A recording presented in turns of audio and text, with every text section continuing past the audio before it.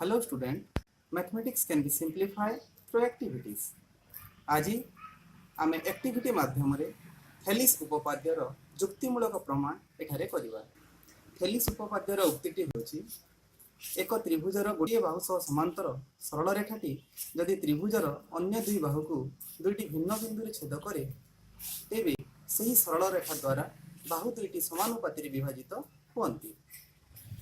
ଏଠାରେ A B C एक त्रिभुज बीसी बाहु सह समांतर सरल रेखा एल त्रिभुजर अन्य दुई बाहु ए बी और एसी को यथाक्रमे एक्स और वाई बिंदु रे छेद करुछि। आमको प्रमाण करिवार अछि A X by X B is equal to A Y by Y C. सर्वप्रथम रे बी वाई को जोग करा जाऊ। वर्तमान ए बी वाई त्रिभुज रे दुईटी त्रिभुज सृष्टि होइछि। त्रिभुज ए एक्स वाई और त्रिभुज बी एक्स वाई।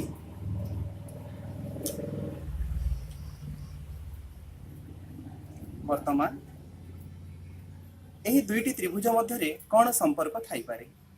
ए एक्स वाई त्रिभुजर भूमि ए एक्स और बी एक्स वाई त्रिभुजर भूमि बी एक्स ए बी सरल रेखा उपरे अवस्थित एवं त्रिभुज द्वयर शीर्षबिंदु एक और अभिन्न अटे। एणु त्रिभुज द्वयर उच्चता समान हो कारण त्रिभुजर भूमि मान एक सरल रेखा रे रहिले एवं सेमानंकर शीर्षबिंदु अभिन्न हेले त्रिभुज गुड़िक सम उच्चता विशिष्ट हेबो।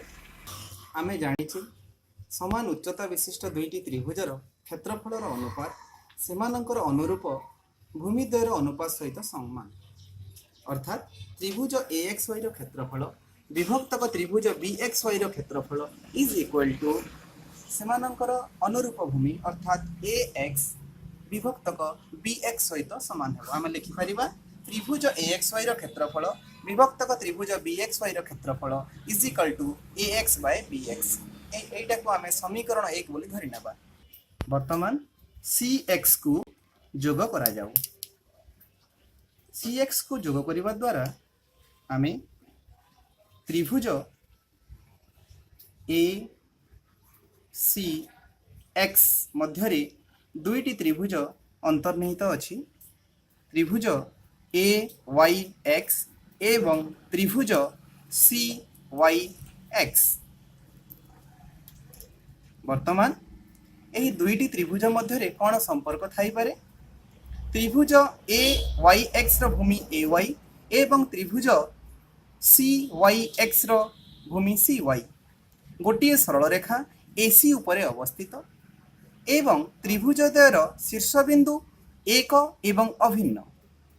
एणु आमे कहि परिबा त्रिभुज द्वयर उच्चता समान हेबो। पूर्वपरि आमे जानिचे समान उच्चता विशिष्ट दुईटी त्रिभुजर क्षेत्रफलर अनुपात उक्त त्रिभुज द्वयर अनुरूप भूमिद्वयर दैर्घ्यर अनुपात सहित समान। एणु त्रिभुज ए वाई एक्स रो क्षेत्रफल विभक्तक त्रिभुज सी वाई एक्स रो क्षेत्रफल is equal to A Y by C Y. यहाँ को आमे समीकरण 2 बोली धरि नेबा। त्रिभुज बी एक्स वाई ओ त्रिभुज सी वाई एक्स उभय एका भूमि एक्स वाई उपरे अवस्थित एवं एक्स वाई समांतर सरल रेखा बीसी मध्यरे त्रिभुज द्वय अवस्थित हेतु त्रिभुज द्वयर क्षेत्रफल समान हेबो कारण आमे जानिचे दुईटी समांतर सरल रेखा मध्यरे अवस्थित थिबा समान विशिष्ट त्रिभुज गुड़िकर क्षेत्रफल समान होई थाए। आमे एही भली भाबरे त्रिभुज द्वयर क्षेत्रफल समान प्रमाण मध्य करि परिबा।